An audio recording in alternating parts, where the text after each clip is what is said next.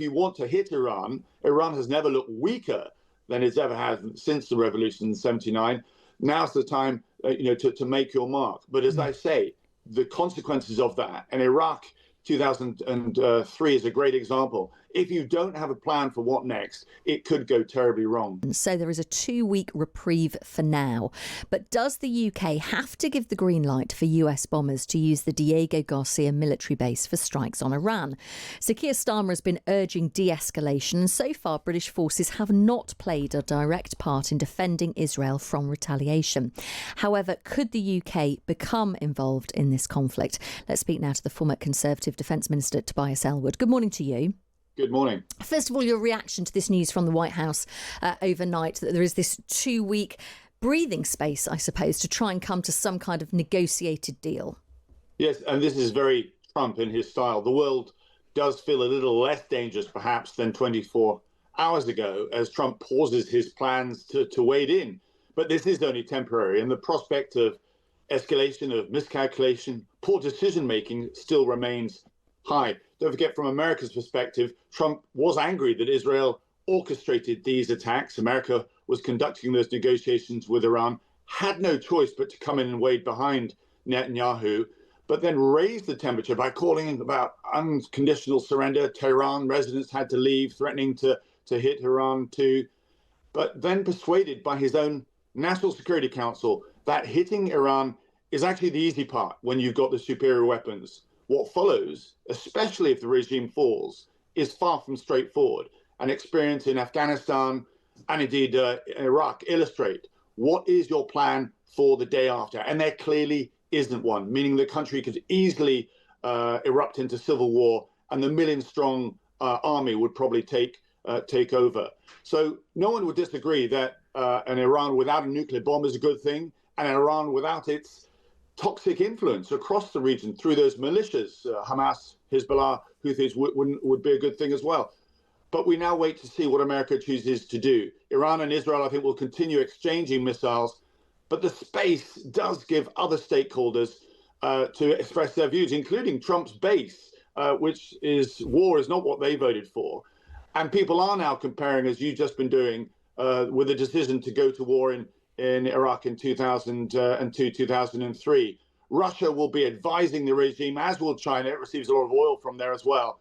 So the reality is of a prolonged, costly war. Is that where America wants to go with nobody in control? This is what's focused minds. And we now have a window that must be used wisely to demonstrate some real statecraft to avoid a wider major conflict. Do you have concerns that the US, if it decides to get involved in this, could use the Diego Garcia base as a launch, and that being central in the US planning if it were to get involved?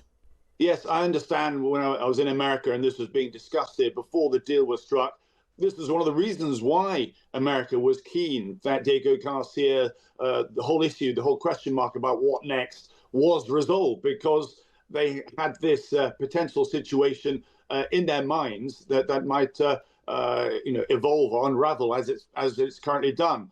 The true answer is you have to ask government. I don't know the details of the fresh deal, what's been signed. I suspect that America is allowed to operate unconditionally, but I simply don't know. I think that is a big question, the question for today, that we need to pose to the government.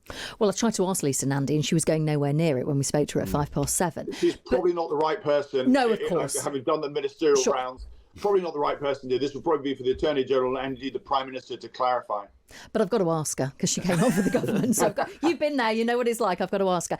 Interestingly, the Telegraph reporting today, text of the treaty, and Callum has very helpfully just checked up in the House of Commons library. And it does say this. The text of the treaty says that Britain, quote, agrees to expeditiously inform Mauritius of any armed attack on a third state directly emanating from the base on Diego Garcia. So that would mean that the UK would have to tell Mauritius if the US were to launch a strike from Diego Garcia. Yes, but that's an informative role. That's not limiting or prohibiting America from using this important base. It's the biggest, most important, most strategically critical overseas air base that America has. It's why those B-2 bombers are there. the big issue here, what's triggered all this, has been the IAEA report saying that the breakout time, the ability for Iran to procure a nuclear weapon, is shortened, and therefore you've got to get rid of Iran's nuclear capability. Unfortunately, a lot of that is inside a mountain in Fordo, and Israel doesn't have the necessary missile systems to be able to set that back. Hence, why Netanyahu, I'm afraid, has dragged America and pushed America into this corner. It's an invidious situation that Trump now finds himself in. Don't forget that Iran has been a pain, an embarrassment for America, going back to when those hostages were taken back in 1979. And as I say, this toxic influence across the Middle East. Every time I went to the Middle East as minister, I was just astounded why there wasn't a wider international strategy to push Iran back, push them out of Lebanon, push them out of Iraq politically, because they were such a destabilizing force. And that never came about. And we are where we are today. So if you want to hit Iran, Iran has never looked weaker than it's ever had since the revolution in 79. Now's the time, to make your mark. But as I say, the consequences of that, and Iraq 2003 is a great example. If you don't have a plan for what next, it could go terribly wrong. It is worth pointing out, of course, that the IAEA have not said there is evidence that Iran is trying to build a nuclear bomb. Just clearly they've gone beyond the agreement that was in place. The other thing is, just to go back to the text of the agreement between the UK government and the Mauritius government, is the point here not that could Mauritius step in and say, actually, we don't want the US to launch from here? Because Mauritius, just to add another dimension to this, has quite good relations with Iran. It does, and that's another dimension to this, as why is stressing that America wanted that deal signed. You've got the text in front of you, I don't. The Telegraph has been poring over this. I suspect that would have already come out if that's the case. There's clearly an informative role there that you've just mentioned. As far as I'm aware, speaking to the Americans, if they want to use the base, there's nothing to prohibit them from sending their B-2 bombers into Iran, should they wish to do so. But I stress, the consequences of what happens next, that's the bigger issue, and that's what's keeping people busy in the White House right now. Thank you so much for joining us this morning. I appreciate your time. Thank you. That is the former Conservative Defence Minister, Tobias Ellwood. So he says there, after speaking to Americans, it's his understanding that if the Americans want to use the base to launch strikes against Iran from that Diego Garcia, that Chagos Islands base, there is nothing to stop them.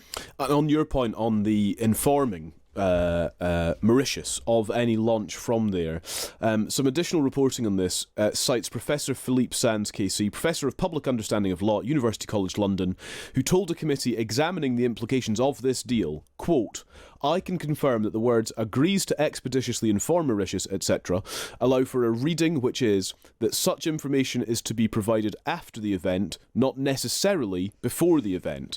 But the observation is that the wording doesn't explicitly state when it needs to be given." And so actually the concern here is that, as you're pointing out, an ally of Tehran, Mauritius, could, in theory, have to be told of strikes against Tehran before they actually happen, such as the deal, the Chagos Islands deal. And these are the dynamics that need ironed out, and perhaps that's what this 2 weeks actually allows for.